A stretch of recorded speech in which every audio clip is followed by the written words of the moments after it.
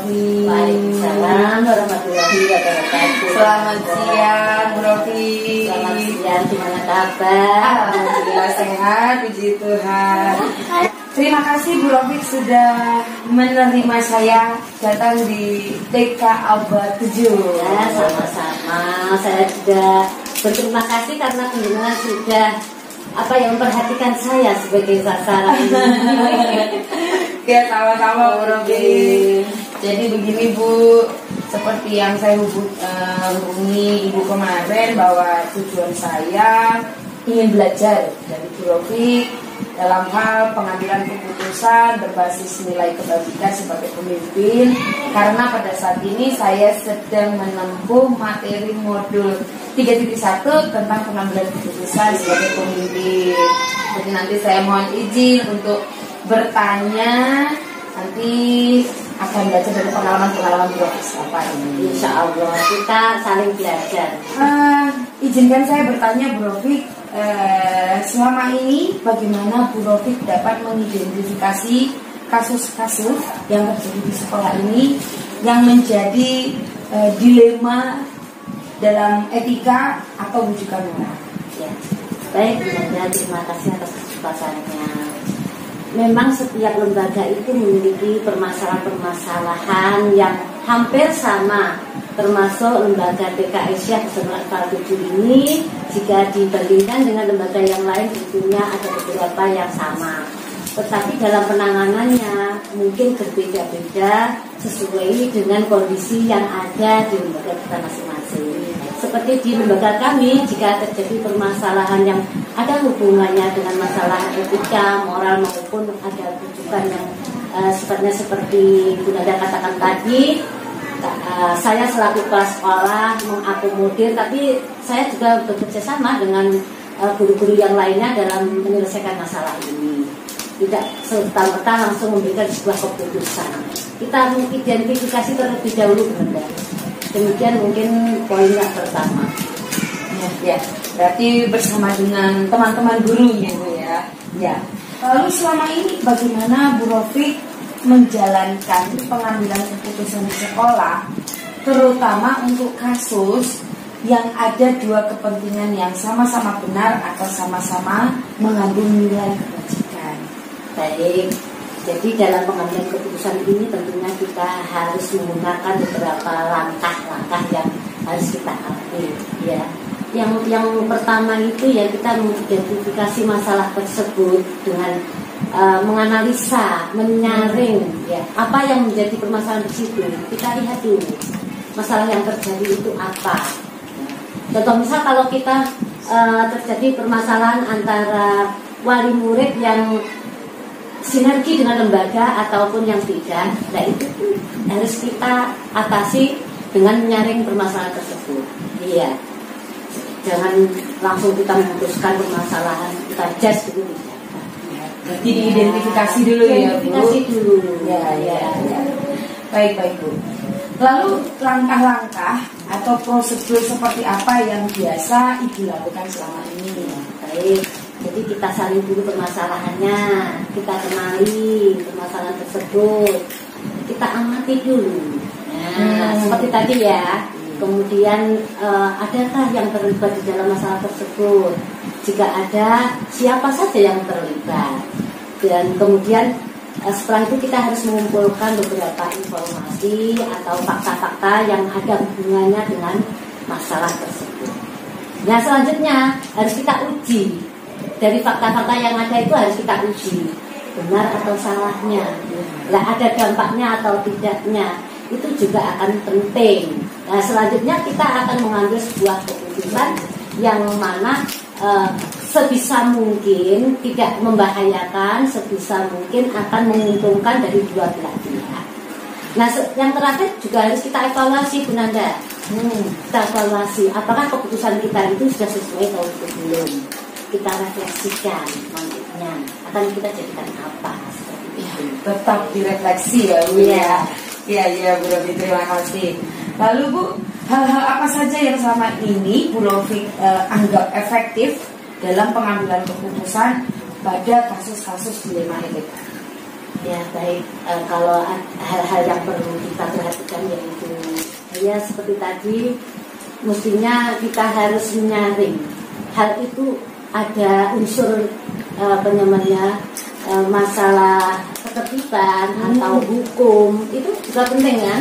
Kalau misalkan itu tidak ada kaitannya dengan masalah hukum, berarti saya anggap itu tidak terlalu membahayakan, dan nanti pengambilan keputusannya juga akan sangat berbeda manakala ada hubungannya terkait dengan masalah hukum atau aturan. Hal-hal apa saja yang selama ini menjadi tantangan dalam pengambilan keputusan pada kasus dilema etika? Insya Allah hampir sama seperti hal yang perlu saya sebutkan tadi, yang telah saya sebutkan, bahwasannya tantangan itu ya manakala kalau saya mengambil keputusan itu ternyata ada hubungannya dengan masalah hukum, kemudian ada masalah aturan, kemudian ada masalah dengan masyarakat lain, atau ada tantangan yang berhubungan dengan masa depan. Kalau ada hubungannya dengan anak, berarti ada masa depan anak itu. Atau nanti justru berbalik kepada saya sendiri. Iya kan? Itu bisa juga kan? Nah, seperti itu. Kalau misalkan tantangan itu saya ambil dengan ceroboh, dengan tidak banyak pertimbangan, maka akan sangat membahayakan baik untuk diri sendiri maupun anak itu, atau mungkin wali murid atau orang lain. Istilahnya seperti itu. Oh iya Bu, berarti memang harus kita pertimbangkan macam-macam Bu ya, diidentifikasi lalu diamati itu bersinggungan dengan hukum, aturan atau tidak. Ya, terima kasih Bu Rofi. Kemudian apa selama ini Bu Rofi memiliki jadwal tertentu untuk menyelesaikan kasus di sekolah? Apa langsung diselesaikan di tempat, atau mungkin Bu Rofi membuat jadwal khusus? Lalu bentuk dan prosedurnya seperti apa Bu Rofi? Baik, Nanda, seperti ini. Jadi sifatnya itu sesuai dengan kondisi. Yang dimaksud di sini adalah seperti ini. Kalau memang masalah itu bisa diselesaikan dalam waktu hari ini juga dan saat ini juga, karena memang masalahnya itu tidak berat, maka saat ini kita langsung selesaikan. Kalau memang tidak harus melibatkan orang lain, maka saya selesaikan sendiri. Tetapi kalau ada hubungannya dengan guru atau anak atau wali murid yang lain, maka perlu kita komunikasikan bersama, dan itu akhirnya membutuhkan waktu. Dan waktunya kan sesuaikan juga. Apakah hari ini, atau kalau tidak memungkinkan harus besok, atau di waktu yang memang sama-sama longgarnya. Yang terpenting jika itu tidak mendesak, maka itu bisa kita lalui berdasarkan jadwal yang kita sepakati bersama. Jadi diukur dulu permasalahannya Bu. Ya. Kemudian ada nggak Bu? Adakah seseorang atau faktor-faktor yang selama ini Bu Rofi anggap membantu Bu Rofi dalam pengambilan keputusan? Ya pastinya ada. Ya karena kita tuh sebagai manusia, sesuai dengan situasi yang ada, jika ada permasalahan, ada loh sosok-sosok yang mesti kita kita pandang sangat mendukung buat kita. Yang pertama adalah lingkungan sekitar, teman sejawat, kemudian ada seorang yang di rumah, suami atau ibu kita sendiri. Kalau kita masih punya ibu, itu biasa cenderung ke ibu. Ya, seperti itu, ada sosok-sosok yang bisa mendukung daripada penyelesaian masalah. Iya Bu, ke keluarga, ke rekan sejawat ya Bu ya. Ya baik Bu, dari semua yang Bu Rofi sampaikan tadi dari depan sampai saat ini, apakah ada pembelajaran yang Bu Rofi petik dari pengalaman Bu Rofi selama menjadi kepala sekolah dan mengambil keputusan?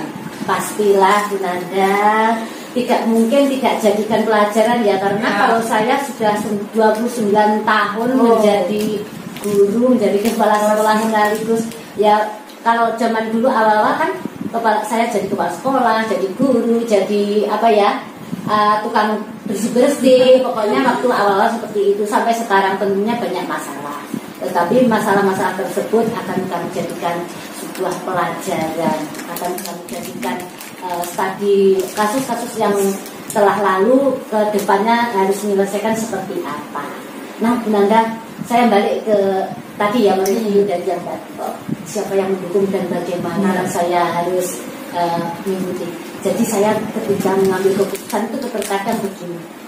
Saya memposisikan ketika saya berada di orang yang akan saya memposisikan orang itu saya terkadang harus mengambil ke situ itu loh ya. Ikut merasakan, jadi merasakan apa yang mereka rasakan.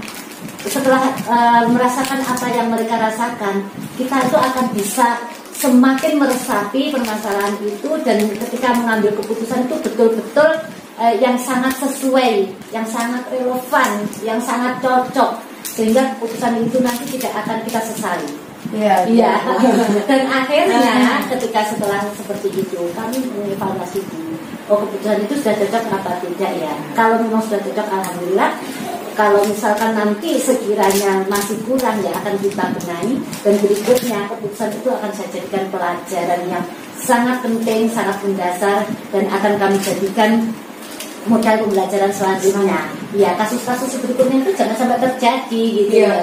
Meminimalisir kasus, belajar dari pengalaman. Betul. Wah, hari ini saya membawa 8 pertanyaan buat bisa jadi pelajaran buat saya ya.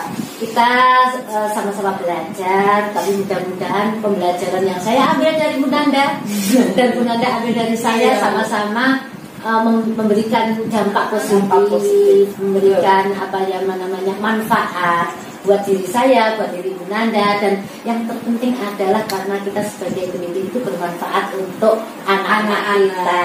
Kedepannya, jadi lembaga kita itu memberikan pelayanan yang berkualitas. Selalu untuk keberpihakan kepada anak. Iya Bu Rofi, terima kasih banyak Bu. Hari ini saya belajar dari pengalaman Bu Rofi untuk mengambil keputusan seperti yang tadi Bu Rofi sampaikan. Semoga jadi pembelajaran juga untuk saya. Dan mohon doanya Bu untuk saya bisa melewati modul-modul menjelang terakhir ini Bu di angkatan 5 ini. Ya, insya Allah kalau diniati bismillah, tiada daya upaya, karena kekuatan Allah itu lebih kuat. Kalau kita husnudon kepada diri sendiri, husnudon kepada orang lain, husnudon kepada yang kuasa, dan kita meyakini itu, insya Allah apa yang kita harapkan sesuai dengan yang kita inginkan itu tadi. Karena yang kita ucapkan, yang kita niatkan itu adalah doa, dan Allah tidak akan ingkar sama janji-janjinya. Iya, insya Allah sukses. Amin. Wah, saya percaya, harus semangat terus. Iya Bu Rofi, baiklah. Saya ucapkan terima kasih banyak ya Bu Rofi untuk pengalaman Ibu yang luar biasa, untuk berbagi pengalaman bersama dengan saya dari percakapan tadi. Saya mohon maaf bila ada kurang-kurangnya. Sama-sama. Semoga kita selalu bisa memberikan yang terbaik untuk sama-sama Bu Nanda. Ya Allah, sukses selalu. Mudah-mudahan Allah meridhoi niat jenengan untuk mencerdaskan anak bangsa, memberikan pelayanan pendidikan yang berkualitas. Kita bareng-bareng bergerak, menggerakkan. Nggih.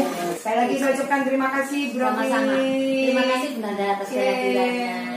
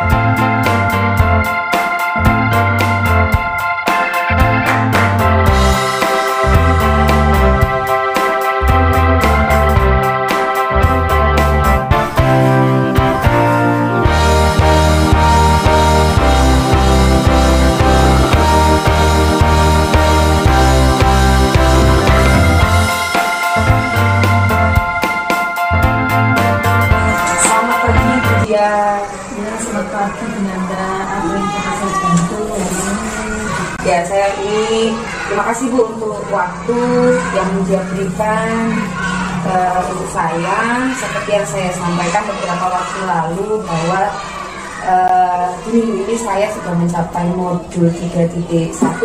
Di situ saya bersama dengan teman-teman belajar tentang memecahkan masalah melalui kasus dilema etika dan juga pendidikan moral.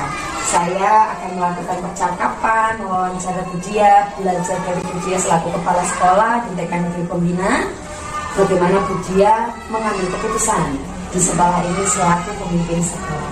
Ada guru bahasa ini kan itu hanya kepala sekolah saja, tapi ada juga teman-teman yang lain.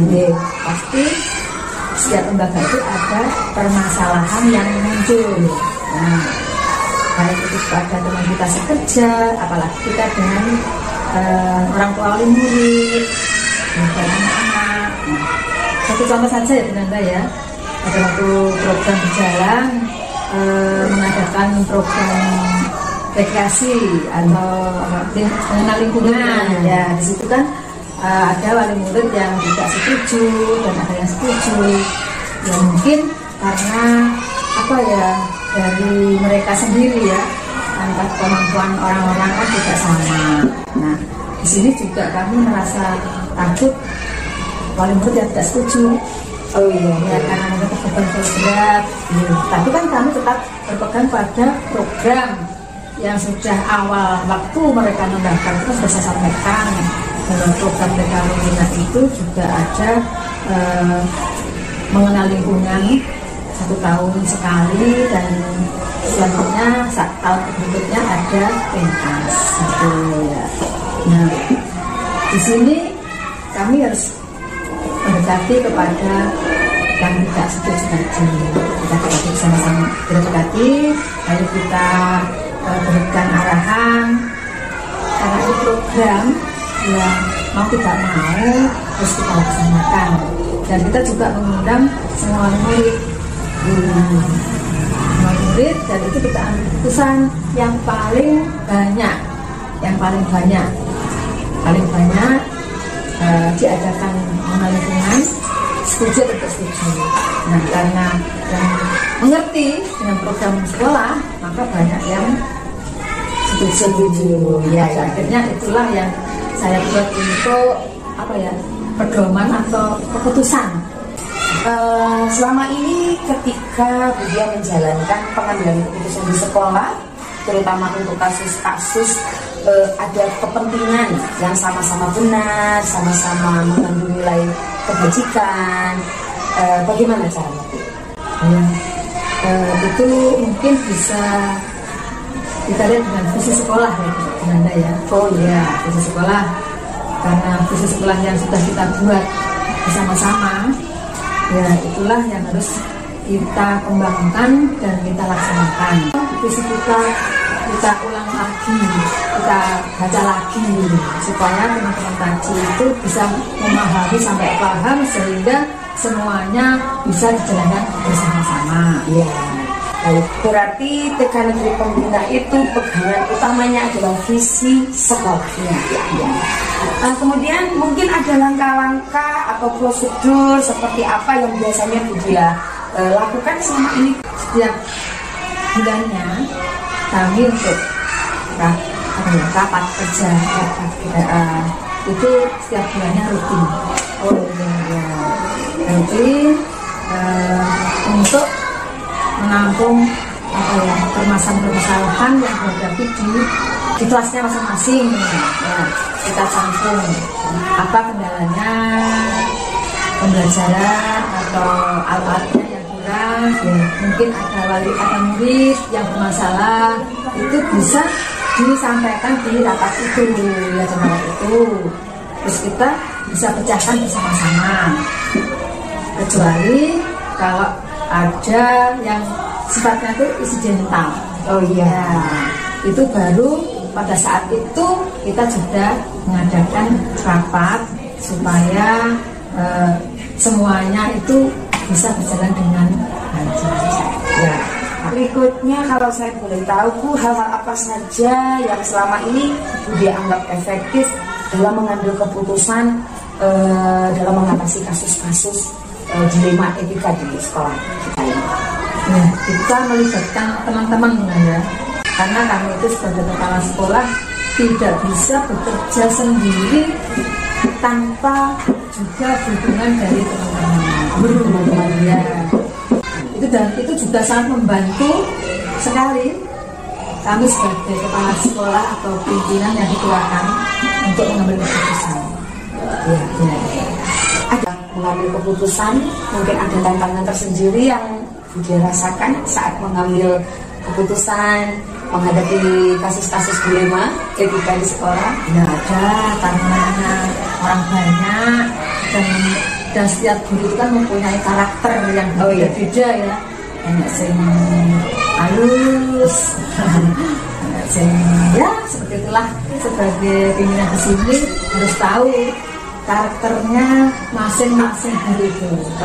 Dan dia berarti kuat untuk memahami karakter dari tim di sekolah. Ya, terima kasih Bu.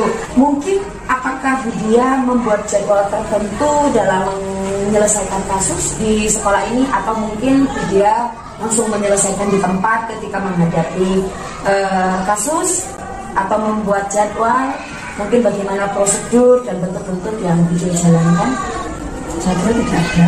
Tidak ada. Karena dari berjalannya waktu itu aja sudah menjadikan pengalaman bagi saya untuk menyelesaikan kasus atau masalah-masalahan, sehingga dari berjalan waktu itu yang mengetahui permasalahan yang dihadapi oleh teman-teman, dan akhirnya bagaimana cara menyelesaikannya.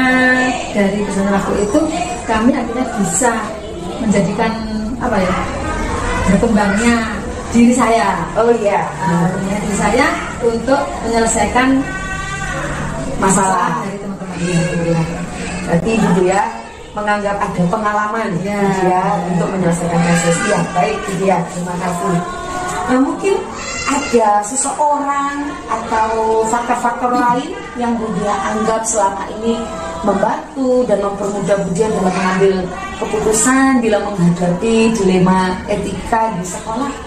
Kalau selama ini, selama masalahnya tidak sampai sulit, memang itu dari pimpinan, mungkin kepala dinas pernah menyampaikan ya, kalau permasalahan itu hanya ringan saja, tolong itu diatasi sendiri oleh lembaga tersebut. Tetapi kalau ada masalah yang sampai memang itu harus dibawa atau tidak bisa diselesaikannya, itu kan kami punya atasan.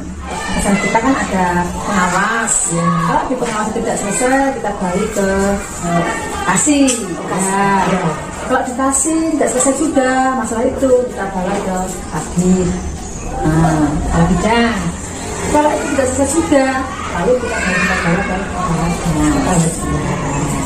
Ya, berarti Dia punya pimpinan atasan sebagai panutan untuk menyelesaikan masalah.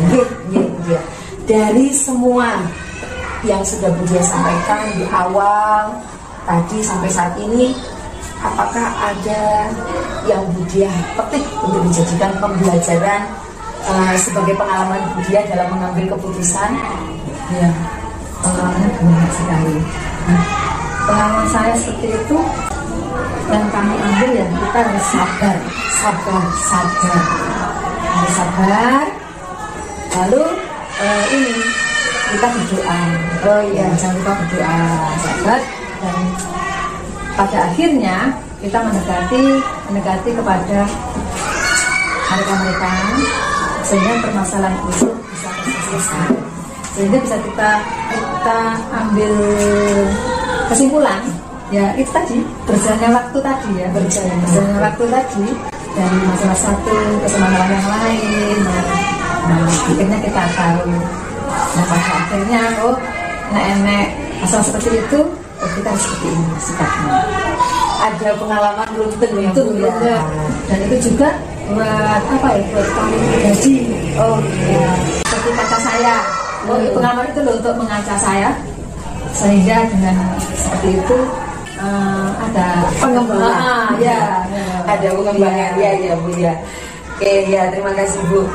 Ya, dari wawancara singkat, obrolan singkat ini saya bisa memetik untuk saya pribadi bahwa pengalaman itu mendewasakan Ibu dalam mengambil keputusan. Saya juga bisa memetik bahwa Bu Dia sebagai pemimpin di TK ini selalu melibatkan rekan guru dalam mengambil keputusan. Bu Dia juga memahami karakter-karakter setiap guru sehingga mempermudah Bu Dia dalam mengambil keputusan dalam menghadapi permasalahan. Ya Bu Dia, ini jadi pembelajaran buat saya bahwa berjalannya waktu juga akan mendewasakan pengambilan keputusan yang baik, yang sesuai dengan harapan. Ya, Bunda, semoga Bunda juga adanya kegiatan seperti ini, kami berdoa dengan juga siapa ya pengembangan dirinya dan berhasil diterapkan ya di khususnya di lembaga ini dan juga untuk anak-anak didik. Ya Bu Dia, terima kasih untuk obrolan wawancara singkatnya. Terima kasih untuk pembelajarannya buat saya. Terima kasih untuk waktunya Bu Dia. Saya mohon pamit ya Bu. Terima kasih banyak. Untuk berikutnya mohon dukungannya supaya saya tetap bisa mengikuti dan menyelesaikan pendidikan guru penggerak ini dengan baik. Mohon dukungannya. Jadi semoga selamat, semoga sukses. Terima kasih. Saya mohon pamit Bu.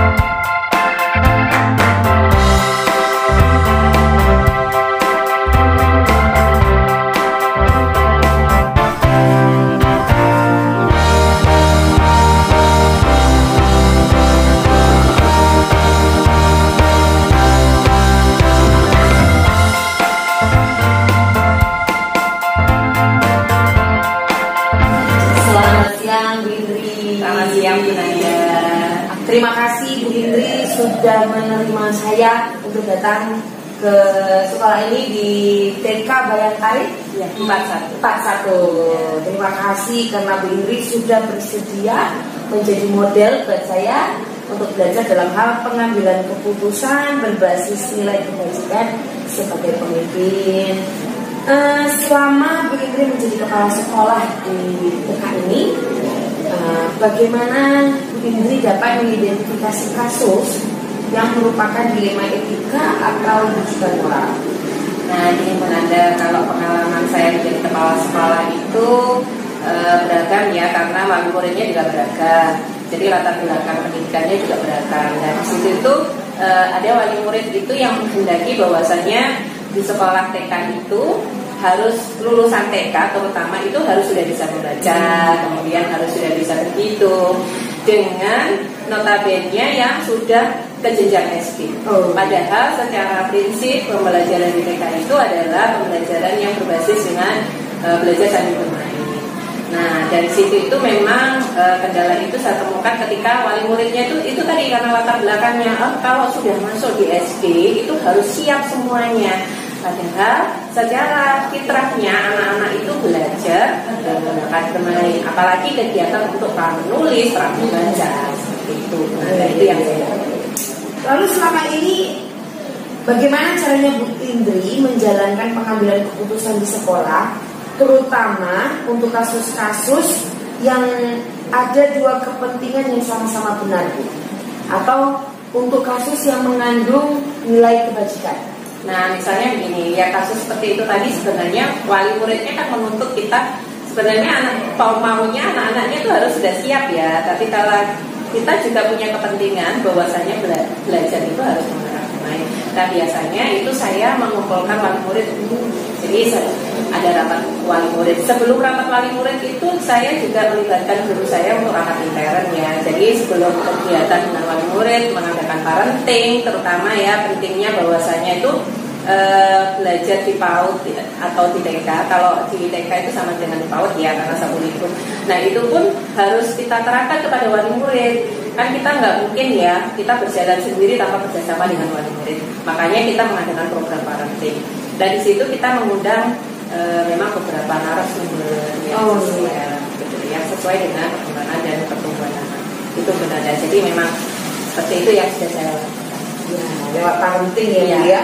Ya. Kemudian langkah-langkah atau prosedur seperti apa yang biasa Bu Indri lakukan selama ini? Kalau prosedur yang saya lakukan biasanya begini Bu Nanda, sebelum saya berkegiatan seperti itu saya melibatkan stakeholder yang ada di sekolah. Jadi kita identifikasi dulu masalahnya apa, kemudian apa yang perlu kita bicarakan, apa yang perlu kita sampaikan kepada wali murid, apa yang kita perlu sosialisasikan kepada wali murid itu kita sampaikan. Dan tema-tema apa yang biasanya dalam parenting itu yang biasanya yang nanti akan kita gunakan ketika sosialisasi dengan wali murid itu apa gitu. Jadi kita rapat internal dulu, kemudian setelah itu kita memilih nih, kan kadang-kadang banyak teman, kebetulan saya banyak teman, narasumber dan dosen gitu. Jadi kita pilih yang sesuai ya. Ya, Bu. Kemudian hal-hal apa saja Bu yang selama ini Bu Indri anggap paling efektif untuk pengambilan keputusan ketika menghadapi kasus yang dilema yang berkait? Jadi yang hal-hal yang menurut saya paling penting ya itu begitu Bu Nana. Ya. Yang paling penting itu ya kita harus bekerja sama antara orang tua wali murid, kemudian melibatkan komite ya, karena kita di sekolah saya juga ada komite. Jadi komite itu yang perannya sangat penting untuk perkembangan dan pertumbuhan anak. Kemudian juga guru-guru saya, jadi tim kita itu satu tim di sekolah, ada satu stakeholder, jadi ada guru, kemudian ada pesuruh, kemudian juga ada komite, kemudian juga saya bekerja sama dengan yayasan. Kebetulan yayasan saya memang yayasan Kemalawi Lestari, jadi biasanya alhamdulillah juga sangat support. Biasanya ada kegiatan parenting itu juga ikut support ya. Kira-kira apakah selama ini ada tantangan dalam hal pengambilan keputusan untuk kasus dilema etika?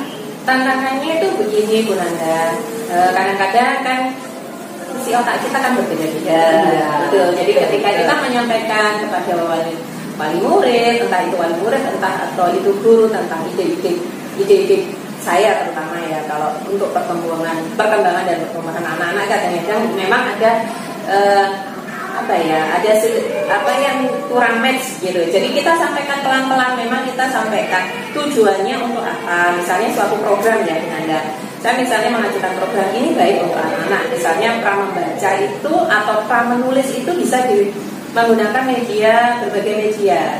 Misalnya tidak harus loh kita pakai yang misalnya menulis di atas buku, tapi bisa juga menggunakan misalnya media lain seperti pasir, kemudian praktisi. Jadi seperti itu memang harus disampaikan pelan-pelan dan tidak bisa menutup kemungkinan guru itu juga akan memberikan feedback kepada kita. Terus sekali saya setuju dengan ini. Apa saya boleh tahu ya Bu, apakah Bu Indri punya jadwal tertentu dalam menyelesaikan sebuah kasus dilema etika, atau mungkin apakah Bu Indri langsung menyelesaikan di tempat? Lalu bagaimana bentuk dan prosedur yang akan Bu Indri lakukan? Nah, kalau yang terkait jadwal itu biasanya gini Bu Nanda, yang sudah ya. Kalau misalnya kasusnya itu atau permasalahan itu bisa saya pecahkan pada saat itu, mungkin saya akan pecahkan pada saat itu. Tetapi ketika saya merasa bahwasanya ini saya membutuhkan masukan dari teman-teman di stakeholder di sekolah saya biasanya itu mengambil keputusannya yang menunggu rapat intern dulu. Jadi begitu. Jadi kalau saya sudah mantap pada waktu itu saya sampaikan keputusannya, saya sudah merasa itu enggak tidak melibatkan orang banyak, ya saya bisa memutuskan pada hari itu. Tetapi kalau untuk keseluruhan misalnya itu melibatkan orang banyak, ya otomatis saya akan melibatkan guru saya, kemudian juga yayasan kalau untuk mengambil keputusan. Jadi tidak bisa diputuskan sepihak. Berarti belum tentu harus dibutuhkan jadwal ya Bu ya? Ya, jadi memang tergantung kasusnya ya. Oke, jadi Bu, mungkin selama Bu Indri menjadi kepala sekolah yang pernah mengalami pengambilan keputusan, apakah ada seseorang atau faktor yang selama ini Bu Indri anggap mempermudah atau membantu Bu Indri dalam mengambil keputusan untuk kasus-kasus ini? Oh, jelas sekali Bu Nanda. Kalau ya untuk ini yang sangat membantu itu juga termasuk tim saya ya. Kalau di tim saya bilang tim itu berarti ada guru saya di dalam sekolah. Kemudian ada komite. Komite itu sangat membantu ketika program-program apa yang kita nanti sampaikan kepada wali murid. Dan itu kalau kita sampaikan, mereka merasa dihargai. Nah, ketika mereka merasa dihargai, mereka dengan sukarela akan membantu program-program mereka. Nah, itu yang sudah saya rasakan. Kemudian juga perannya sangat penting adalah yayasan. Kebetulan yayasan saya juga sangat mendukung ketika ada program-program kegiatan TK yang saya ajukan dulu. Jadi kita mengajukan program kegiatan TK itu kalau untuk di yayasan sudah 1 tahun. Jadi saya sudah rinci. Nanti kegiatannya bulan ini apa saja. Jadi saya yayasan sudah mengerti. Dan alhamdulillah juga saya sangat dibantu oleh pengawas. Oh iya. Jadi pengawas TK saya juga luar biasa ketika mulai dari penyusunan kurikulum dan sebagainya saya alhamdulillah. Banyak yang membantu ya Bu ya. Iya. Namanya kita kalau mau ini sekolahnya, kita kan berusaha sekolahnya yang terbaik. Nah, berarti kita kan harus melibatkan orang banyak. Setuju gitu. Iya, ini tadi kita udah ngobrol dari awal sampai saat ini Bu ya. Kira-kira dari yang kita obrolin ini tadi, apakah ada pembelajaran yang dapat Ibu Indri petik dari pengalaman-pengalaman Ibu selama menjadi kepala sekolah ketika mengambil keputusan? Nah, ketika pelajaran yang saya petik bahwasanya sebelum kita memutuskan sesuatu, mengambil suatu keputusan, kita hendaknya memang mengidentifikasi dulu permasalahan itu apa, kemudian mencari solusinya. Nah, untuk mencari solusi itu, ya kita harus melibatkan orang di stakeholder yang ada di sekolah kita. Jadi tidak sepihak. Sehingga ketika kita mengambil keputusan itu benar-benar sudah ibaratnya sudah melibatkan orang banyak, jadi keputusan itu benar-benar mantap gitu loh. Kalau kita nanti memutuskan dengan sendirinya, belum tentu nanti keputusan itu kita bisa diterima orang lain gitu. Jadi kesatuan tim ya Bu ya. Ya betul. Kuat dengan timnya. Betul. Soalnya kalau kita kerja sendiri ya kita nggak bisa jalan. Iya, setuju sekali. Wah, jadi waktu yang singkat tapi saya dapat pengalaman, dapat pembelajaran dari Bu Indri bahwa tim itu menjadi dasar ya Bu ya. Tim itu jadi modal kita jadi lebih baik. Gitu. Kalau saya gitu, kalau kita bisa memelihara tim itu dengan baik, insya Allah nanti apapun yang kita programkan, insya Allah akan jalan. Saya ucapkan terima kasih Bu Indri. Hari ini saya boleh ngobrol mewawancara Bu Indri dan saya dapat pelajaran untuk bagaimana lagi dalam mengambil keputusan itu ada tim ya untuk menjadi modal utama. Dan saya belajar dari Ibu Kepala Sekolah PKBM kelas 1. Sekali lagi terima kasih untuk waktunya Bu. Terima kasih untuk bantuannya. Mohon doanya supaya nanti pendidikan berpenggerak yang beberapa bulan ini bisa saya selesaikan dengan baik. Amin. Insya Allah lancar Bu Nanda. Sampai nanti dinyatakan lulus. Amin. Semoga ilmunya juga berkah. Iya, amin itu ya penting ya Bu ya. Oke. Kalau begitu saya pamit dulu Bu, mohon undur diri. Bu Indri juga bisa lanjut ke kegiatan. Terima kasih.